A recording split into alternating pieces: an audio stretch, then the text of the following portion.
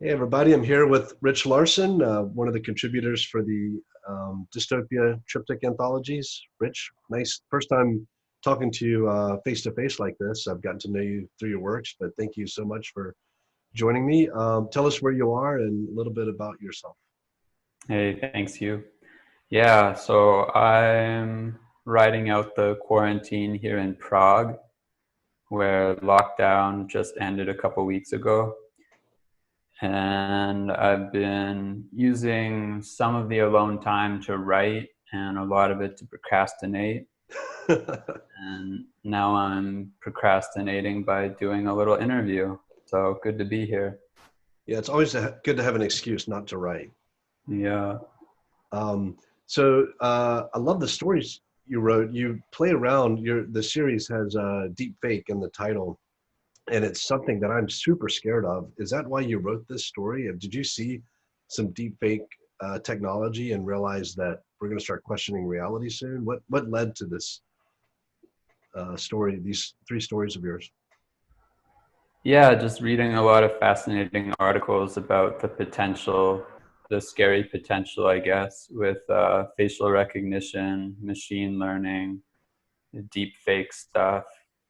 The original, like the first story in the triptych, was actually inspired by kind of a Reddit conspiracy this whole like Elsa Gate thing, which was these really weird, like computer generated kids clips like for YouTube, like these clips that were made to entertain very small children who didn't really even know what they were looking at, and just really bizarre, weird things that were being kind of like churned out by algorithms in order to get ad money, because you have all these 5-year-olds on YouTube who are just like clicking like next movie, next movie, next movie.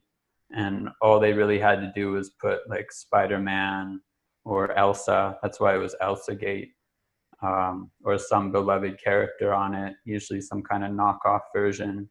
And kids would just keep clicking and the ad revenue would keep coming in.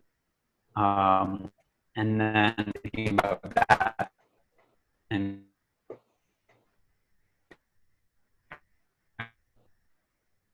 I think YouTube is trying to shut you down for exposing their gimmick because we're breaking up. I know your Wi-Fi there is a little spotty.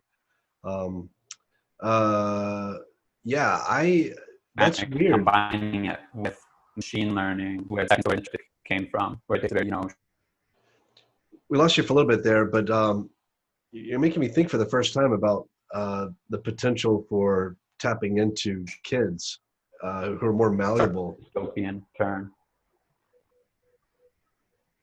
Sorry, I got lag again. Yeah, that's okay. I was missing part of it. I was thinking maybe the bots are trying to take you out for exposing all of their nefarious plans. Um, but that's really dystopic to think about kids who are so malleable as I don't know, targets for manipulation by bots and algorithms. Not that adults are just as susceptible. Like it's crazy to see how, with our last election, how social media influence and these fake news stories were able to get people to just lose their minds. I've had family members that just went completely off the rails just by absorbing the wrong information, bad data streams. And you've got a lot of that in your, there's so many concepts in your stories. There's this like mental programming. There's not knowing what reality is, like being kind of lost in a virtual world. There's these self-replicating um, algorithms that start using humans as seeds to go out and like spores to go out and infect more people. What's going on in your head that you can take this many ideas and put them into one coherent story? Because it reminds me of like a William Gibson kind of imagination where you have this fully formed world that has so many things going on. It's just so rich. What are your influences? What makes you come up with stories with that much going on in them? Yeah, well, I am a big William Gibson fan for sure. Like Neuromancer was one of those books that I put off reading for like a decade. And then when I finally read Neuromancer, it was just like the better version of all of the cyberpunk stuff I had been reading in the meantime, which is crazy considering how long ago it was written. But what I love about it is the density on the page and his way of just kind of packing every single paragraph full of information in a way that doesn't feel didactic ever. It's just there it is, which is the way we encounter most stuff in real life. So I would say that William Gibson is an influence. I mean, he's a lot of people's influence. Yeah, he's very breezy about how he'll mention a new concept. So many science fiction, I fall prey to this. Science fiction writers will come up with a new concept and then give it a mouthful of a vernacular to describe it. When in reality, like we just want to condense language into very. There's one. What do you call the little riot groups that are running around causing trouble in these stories? They're I can't remember the name of. I think Hot Squads. Yeah, the little hot squads. Like when I read that term, I'm like, that feels real. It feels like what people would call these groups. And then I don't know, my own mistake, and a lot of other writers will make it something that just doesn't seem like what people, especially kids, will arrive at as the right term for something. And I don't know if that's something you learn or absorb or have a natural affinity for.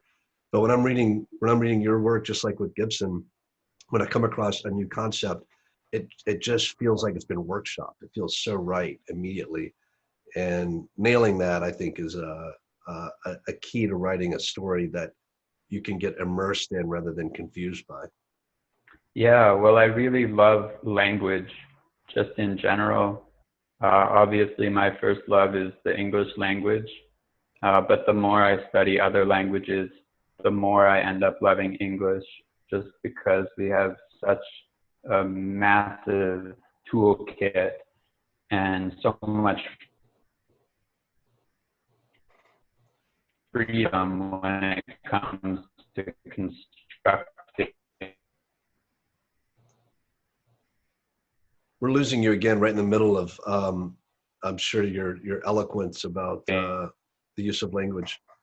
Um, this actually seeing some lag is New words and phrases. I just love the ability. I'll let your feed catch up. Um, while we're doing that though, for people that don't know, Rich, I think grew up in English. And so when I'm setting something with language and sorry, Rich, we're losing you a little bit. You grew up in Niger, right? So your first language is French? no, my first language is English. Did you move I'm the product of a Canadian mother and an American father. Okay, so you're born in Niger, but then you grew up. Your childhood was spent in Canada. It was split. It was split between Niger, Canada, and the United States. Well, what was that like? And did that? How did you get into science fiction? Was it at a young age? And were you? Yeah, I remember one of the first science fiction books I encountered was in Niger. It was in a small, dusty library somewhere, and it was the Galactic Center Saga by Gregory Benford. Yeah. Yeah, and so that was when I must have been pretty young. I must have been like 8 or something. And it's pretty dense, like it's pretty hard science fiction. Like the guy is a physicist. And so I didn't understand any of it, but I just really loved it. I still don't understand the physics, of course, but that was my first real taste of like hard science fiction. And that was what really drew me into the sci-fi genre in general. You mostly write short stories, right? You've written, I don't know, over 100, 150 or something short stories. Yeah, I prefer short stories.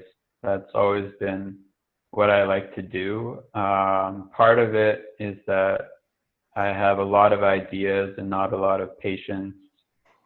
So for me to be able to just leap from one idea to the next is really nice. Whereas with a novel, you know, you have to really like your idea because you're going to be with it for a long time.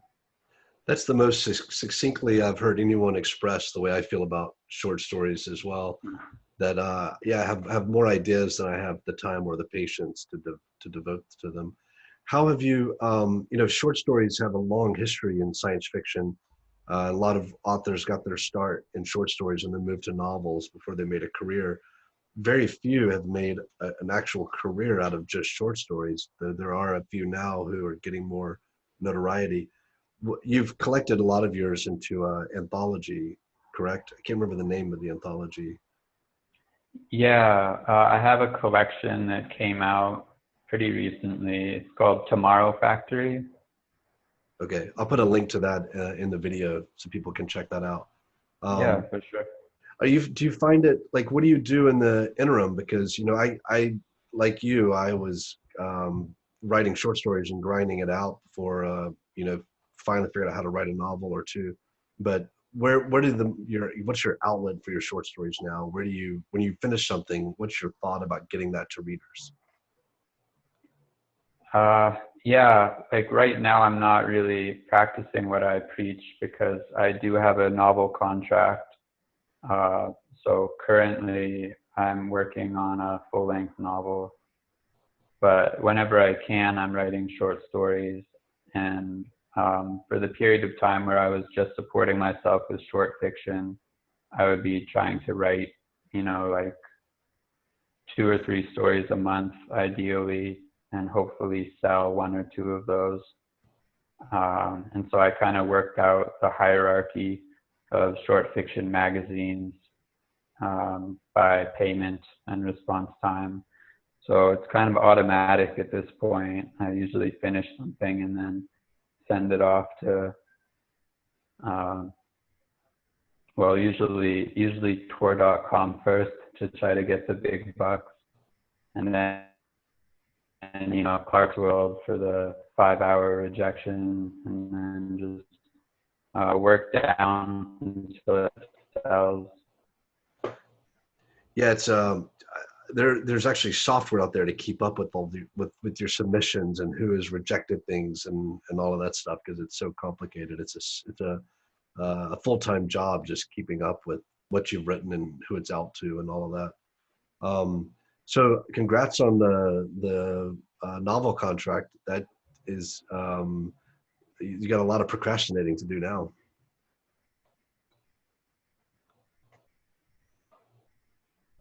which I'm helping with, I guess.